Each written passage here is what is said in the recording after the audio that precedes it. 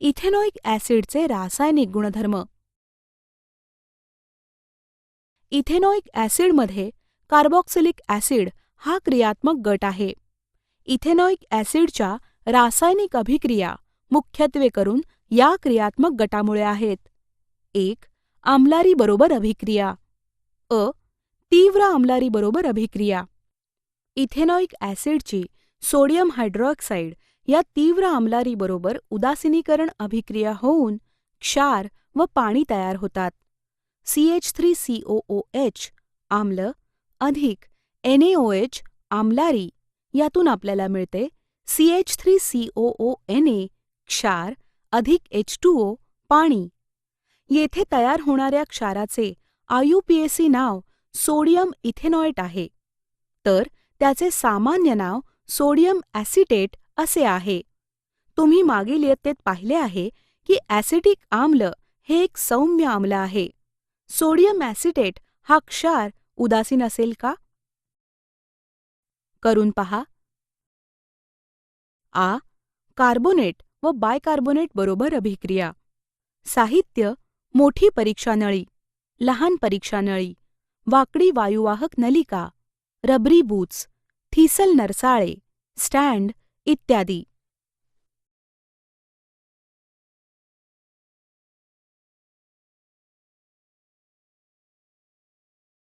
कृती: आकृतीमध्ये दाखवल्याप्रमाणे साहित्याची जुळणी करा. मोठ्या परीक्षा नळीत सोडियम कार्बोनेट चूर्ण ठेवा. लहान परीक्षा नळीत ताजी चुन्याची निवळी घ्या. थिसल नरसाळ्यातून 10 मिलीलिटर ॲसिटिक आम्ल ओता. परीक्षा नळ्यांमधील बदलांचे निरीक्षण करा. 1. मोठ्या परीक्षा नळीत फसफसून येणारा वायू कोणता आहे? 2. लहान परीक्षा नळीतील चुन्याच्या निवळीत बुडबुडे का दिसतात? 3. चुन्याच्या निवळीच्या रंगात काय बदल होतो? संबंधित अभिक्रिया लिहा.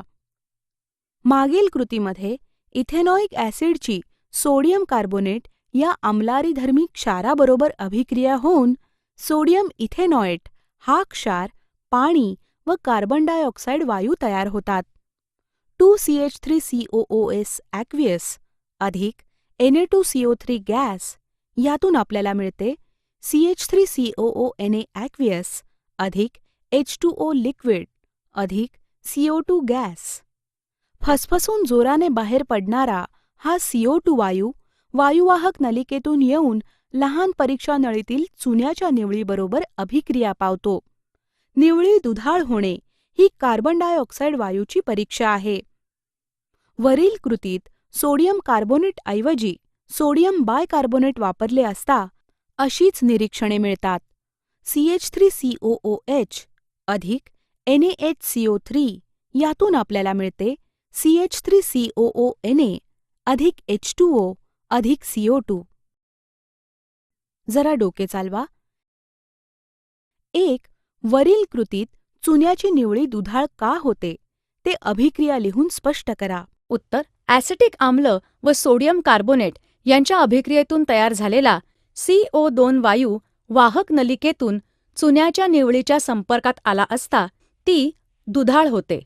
CH3 एकेरी बंध COOH अधिक Na2CO3 यांच्या अभिक्रियेने प्राप्त होते 2CH3COONa अधिक H2O अधिक CO2 वायू. CaOH2 अधिक CO2 वायू यांच्या अभिक्रियेने प्राप्त होते CaCO3 स्थायू अवक्षेप अधिक H2O. 2. इथेनॉइक ॲसिडमध्ये सोडियम धातूचा तुकडा टाकला तर कोणती अभिक्रिया होईल ते स्पष्ट करा. उत्तर: इथेनॉइक ॲसिडची सोडियम धातूबरोबर अभिक्रिया होते. यातून सोडियम ॲसिटेट व हायड्रोजन वायू मुक्त होतो. 2CH3 एकेरी बंध COOH अधिक 2Na यांच्या अभिक्रियेने प्राप्त होते 2CH3COONa अधिक H2 वायू. 3. 2 परीक्षा नळ्यांमध्ये 2 रंगहीन द्रव असून त्यातील एक इथेनॉल तर दुसरा इथेनॉइक ॲसिड आहे. कोणत्या नळीत कोणता पदार्थ आहे हे ठरवण्यासाठी कोणती रासायनिक परीक्षा कराल ते अभिक्रिया लिहून स्पष्ट करा. इथेनॉलची सोडियम बायकार्बोनेट बरोबर अभिक्रिया होत नाही, तर इथेनॉइक ॲसिडची सोडियम बायकार्बोनेट बरोबर अभिक्रिया होते व CO2 वायू मुक्त होतो. CH3 एकेरी बंध COOH अधिक NaHCO3 यांच्या अभिक्रियेने प्राप्त होते CH3COO Na अधिक H2O अधिक CO2 वायू. इस्टरीभवन अभिक्रिया. कार्बोक्सिलिक ॲसिड व अल्कोहोल यांच्यातील अभिक्रियेने ईस्टर हा क्रियात्मक गट असलेले पदार्थ तयार होतात. करून पहा. साहित्य: परीक्षा नळी, चंचुपात्रे, बर्नर इत्यादी. रासायनिक पदार्थ: ग्लेशियल इथेनॉइक ॲसिड, इथेनॉल, संहत सल्फ्युरिक ॲसिड इत्यादी. कृती: परीक्षा नळीत 1 मिलीलिटर इथेनॉल व 1 मिलीलिटर ग्लेशियल इथेनॉइक ॲसिड घ्या. त्यात काही थेंब संहत सल्फ्युरिक ॲसिड टाका. ही परीक्षा नळी चंचुपात्रातील गरम पाण्यात गरम जलमज्जनीमध्ये 5 मिनिटे ठेवा. त्यानंतर दुसऱ्या चंचुपात्रात 20 ते 30 मिलीलिटर पाणी घेऊन त्यात वरील अभिक्रिया मिश्रण ओता व वास घ्या. ॲसिड उत्प्रेरकाच्या उपस्थितीत इथेनॉइक ॲसिड इथेनॉलशी अभिक्रिया पावते व एथिल इथेनॉएट हा इस्टर तयार होतो. CH3COOH इथेनॉइक ॲसिड अधिक CH3CH2OH इथेनॉल. ॲसिड उत्प्रेरकाच्या उपस्थितीत आपल्याला मिळते CH3COOCH2CH3 एथिल इथेनॉएट अधिक H2O पाणी. ईस्टर हे गोड वासाचे पदार्थ असतात. बऱ्याचशा फळांना असलेला स्वाद हा त्यांच्यात असलेल्या विशिष्ट ईस्टरमुळे असतो. सुवासिक द्रव्ये व स्वाददायी पदार्थ बनवण्यासाठी ईस्टर वापरतात. सोडियम हायड्रॉक्साईड या अल्काबरोबर अभिक्रिया केली असता ईस्टरपासून संबंधित अल्कोहोल व सोडियम क्षाराच्या रूपात कार्बोक्सिलिक ॲसिड परत मिळतात.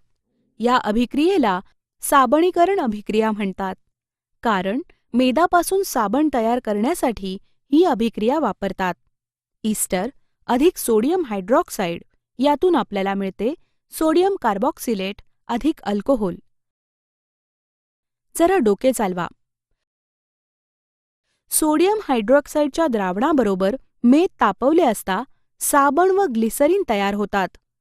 मेद व ग्लिसरीनमध्ये कोणते क्रियात्मक गट असतील असे तुम्हाला वाटते ते स्पष्टीकरणासह लिहा. उत्तर: मेदामध्ये कार्बॉक्सिलिक आम्ल, एकेरी बंध COOH हे क्रियात्मक गट असतात, तर ग्लिसरीनमध्ये हायड्रॉक्सिल, एकेरी बंध OH हे क्रियात्मक गट असतात.